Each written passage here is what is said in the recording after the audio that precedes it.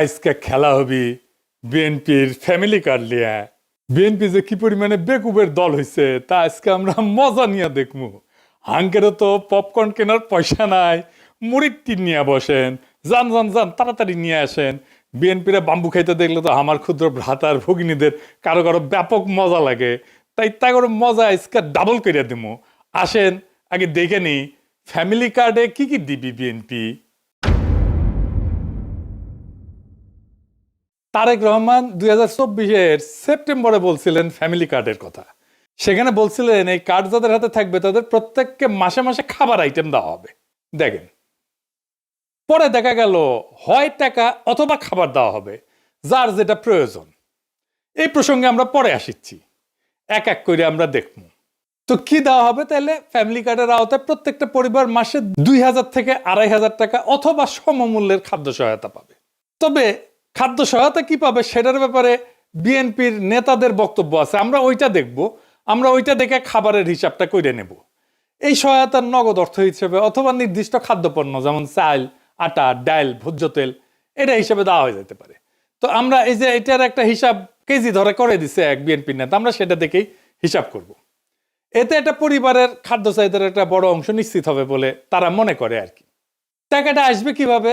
ওইখানে বলা হয়েছে যে বর্তমান রাজস্ব এবং ব্যয়ের কাঠামোর মধ্যে বরাদ্দ এবং ব্যয় ব্যবস্থাপনা দক্ষতা বাড়ায়, দুর্নীতি অপচয় কমানোর মাধ্যমে প্রয়োজনীয় রাজস্ব সাশ্রয় সৃষ্টি করিয়া এটার বরাদ্দ করা হবে। এটা বিএনপির তারেক রহমানের উপদেষ্টারই লেখা, এটা দেখেছেন।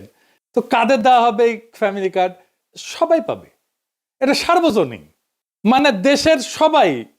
এমনকি সেটা যদি প্রাইম মিনিস্টারের বউ হয় সেও পাবে। বৈষম্যহীন বাংলাদেশ বিনির্মাণ করার জন্য আমরা নিয়ে আসছি ফ্যামিলি কার্ড। প্রাইম মিনিস্টার ওয়াইফও যদি মনে করে যে আমি সেটা ইউজ করতে চাই, ইউজ করতে পারবে। মানে কার্ড তো নারীদেরকে দেওয়া হবে, সেই জন্য বলছে যে প্রাইম মিনিস্টারের বউ যদি হয় তাহলে সেও পাবে। এই হইতেছে বিএনপির ফ্যামিলি কার্ডের মোটা দাগে প্রকল্প। এটা তাদের প্রধান নির্বাচনী ক্যাম্পেইন, মানে এটা দিয়ে তারা ইলেকশনে উতরায় যাবে বলে আশা করতেছে। আর উতরাইতে পারবে কিনা সেটা আল্লাহ জানে। যাই হোক, ওই যে জামাইকোটা বুদ্ধিজীবী বলেছিল না যে জামাতের কোনো প্ল্যান নাই, আনপ্রিপেয়ার্ড। জামায়াত ইসলাম যদি সরকারে আসে তাহলে অর্থমন্ত্রী কি হবে? আপনি যে কোনো জামায়াত ইসলামের লোককে জিজ্ঞেস করেন, পাবলিক ভিশন এগুলো নাই। জি, তো আসেন বিএনপির কেমন প্রিপারেশন নিচ্ছে সেটা দেখি। আগের এপিসোডে দেখেছেন তো বিএনপির স্বাস্থ্য নিয়ে যে পরিকল্পনা, সেটা জয় বাংলা করা হয়েছে। একে একে সব পরিকল্পনা জয় বাংলা করে দেওয়া হবে, চিন্তা করেন না। আসেন একে একে শুরু করি ভালচুন বিএনপির ফ্যামিলি কার্ডের ধাপ্পাবাজি। রাষ্ট্রের কাজ ভিক্ষা দেওয়া না, রাষ্ট্রের কাজ দয়া দেখানো না। রাষ্ট্রের কাজ হইল যারা পড়ে যাইতেছে, পিছায় পড়তেছে, যারা সুবিধা বঞ্চিত, যারা দুর্বল, তাদেরকে টেনে ধরা, তাদেরকে বাঁচানো।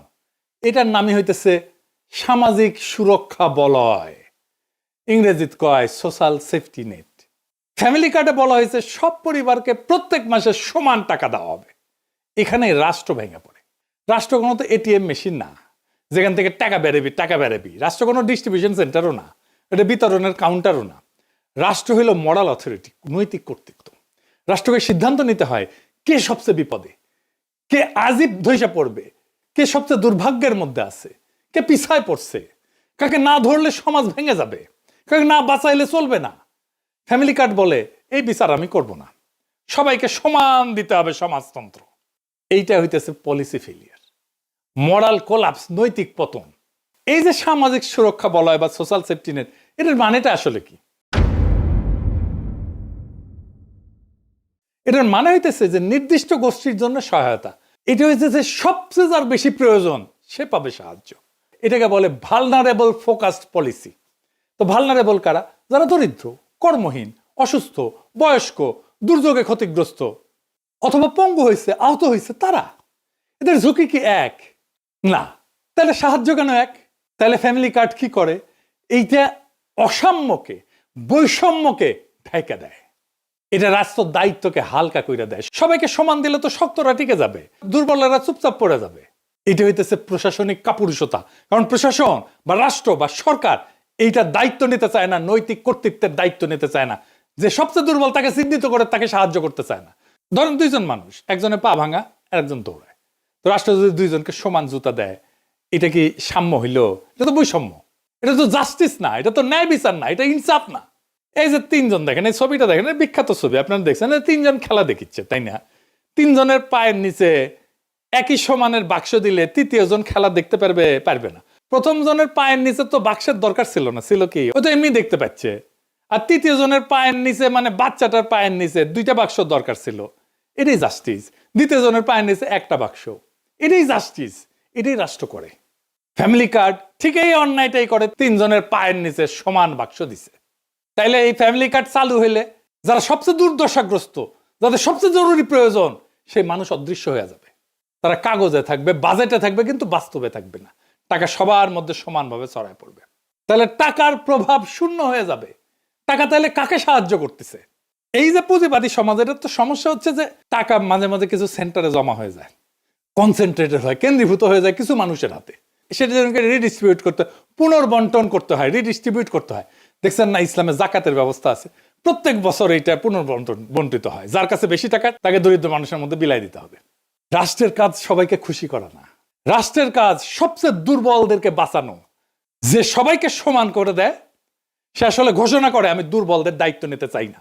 সেই জন্যই বিএনপির ফ্যামিলি কার্ড এইটা দুর্বলদের বাঁচাবে না, দুর্বলদের দায়িত্ব নিতে চাইতেছে না সে। এটা মানবিক না, এটা রাষ্ট্রের দায়িত্ব থেকে পরিকল্পিত পলায়ন। এবার আসেন আমরা আর একটা জিনিস দেখি। বিএনপি বলতেছে যে বাসার কর্ত্রী বা head of the house hold নারী, তাকে দেওয়া হবে। Head of the house hold বলতে কি বুঝাইতেছে? মানে পরিবারের গৃহকর্ত্রী আর কি, এই নারীর নামে।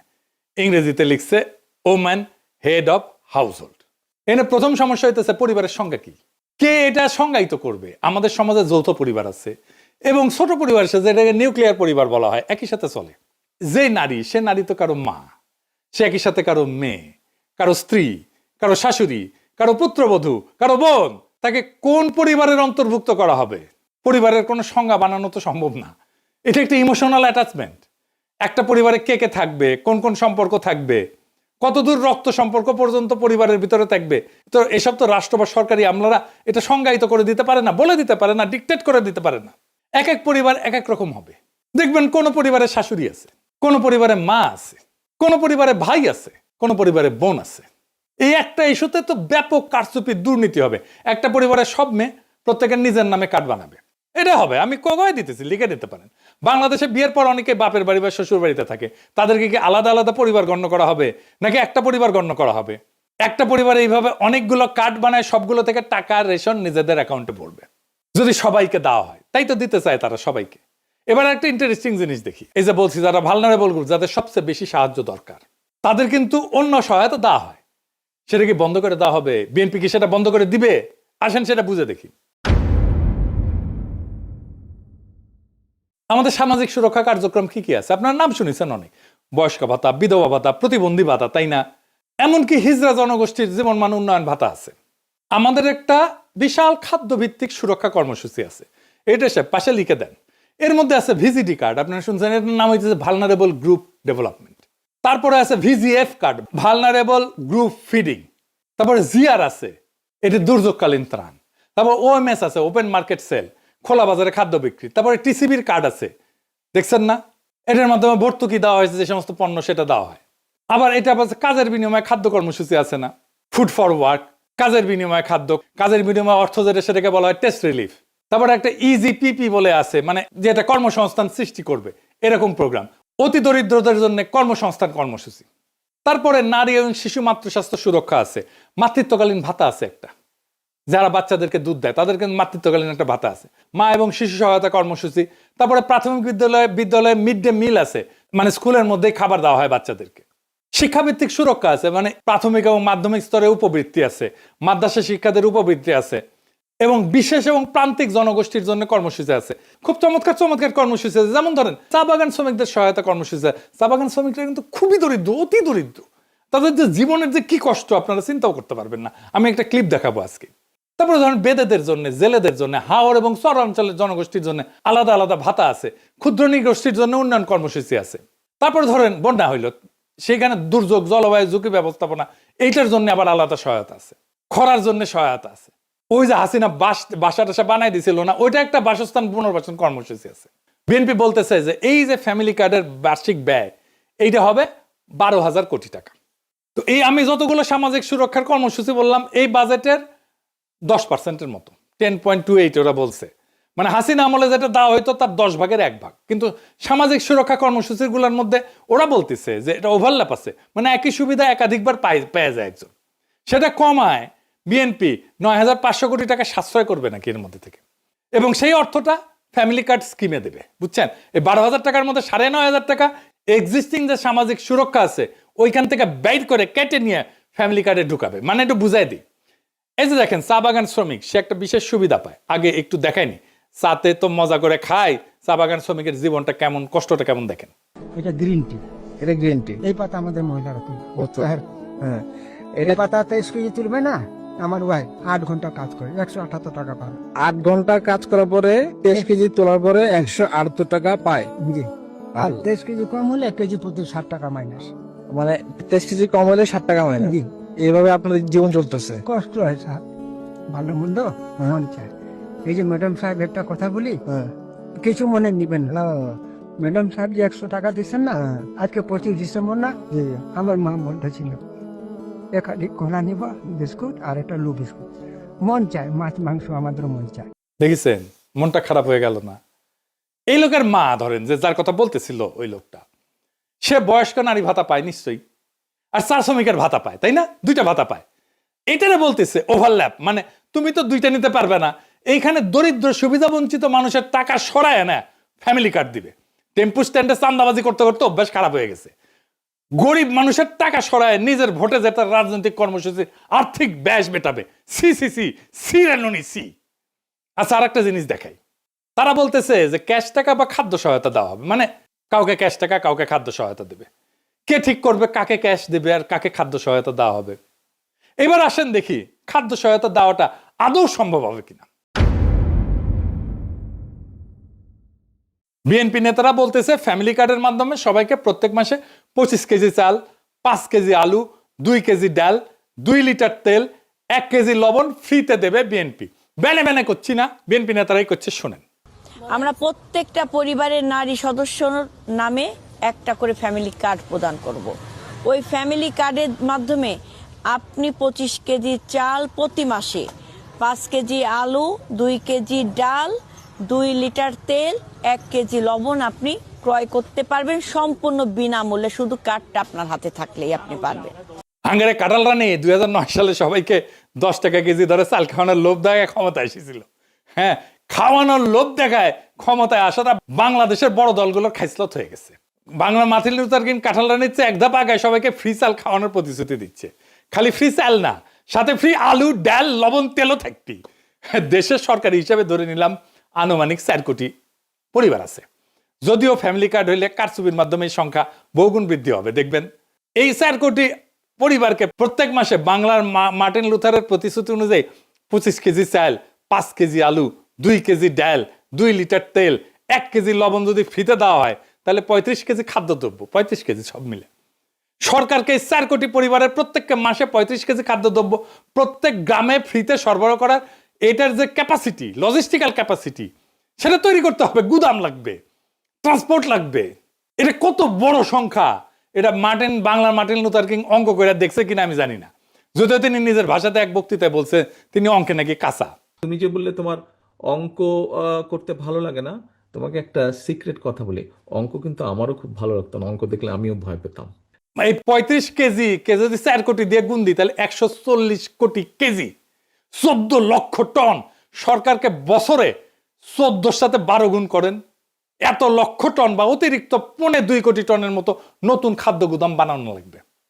বর্তমানে সারা দেশে সরকারি খাদ্য গুদাম আছে 20 থেকে 25 লাখ টনের মতো, এটা করতে পারে। তাহলে এটা তুগলকি কারবার হয়ে যাবে না?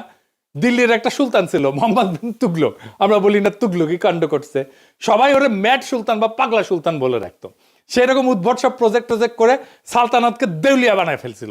বাংলার মার্টিন লুথারও একই পথে হাঁটা শুরু করেছে। দেশে বর্তমানে যে সমস্ত সরকারি খাদ্য গুদাম আছে সেখানে ব্যাপক দুর্নীতি হয়। কৃষক সরকারি আমলা কর্মচারীকে ঘুষ না দিলে সেখানে নিজের ফসল বেচতেই পারে না, পারে গুদাম থেকে খাদ্যশস্য লোপাট হয়ে যায়। সরকারি কর্মকর্তা কর্মচারীরা গুদামের খাবার ব্ল্যাক মার্কেটে চুরি করে বেচে দেয়। ফ্যামিলি কার্ডের মাধ্যমে এই প্রক্রিয়া আরো ব্যাপক এবং ভয়াবহ রূপ ধারণ করবে। মানুষজনে ভেনেজুয়েলার মতো প্রত্যেক জেলায় জেলায় লম্বা লাইন ধরে দাঁড়াবে খাদ্য গুদামের সামনে রেশনের জন্য। সোভিয়েত রাশিয়া এরকম লাইন ধরে ধরে রেশন দেওয়া হইতো, জানেন না তো? সোভিয়েত আমলে, সমাজতান্ত্রিক আমলে, কমিউনিস্ট আমলে, জানেন না, লাইন ধরে ধরে দেওয়া হইতো। তো ওইখানে লাইন দেখলে পাবলিক দেড়ে যেত আর কি। এইটা হবে এইখানে সরকারি আমলা যেখানে বসে বসে এক এক করে সবাইকে অল্প অল্প করে খাবার বিতরণ করবে, আর লম্বা লাইন, এই লাইন আর শেষ হবি না। সরকারি আমলারা এইসব করতে গিয়ে দুর্নীতি আর ভজঘট লাগায় খাবার শর্ট করে ফেলবে সবার জন্য। আর এই খাবার বিতরণের লোকজন কোথায়, লোকবল কোথায়, কে বিতরণ করবে? এর কোনো হিসাব আছে? গুদামে খাদ্যদ্রব্য রেখে পচায় ফেলবে সরকারি কর্মচারীরা, পচা মাল মানুষজনকে খাওয়াবে, ভালো মাল সরকারি কর্মকর্তা কর্মচারীরা ব্ল্যাক মার্কেটে বেচে দিবে, নিজেরা খাবে আর মাল পানি কামাবে। এটা নিয়ে দেশে ভয়াবহ রাইট লাগবে, দাঙ্গা লাগবে ভবিষ্যতে।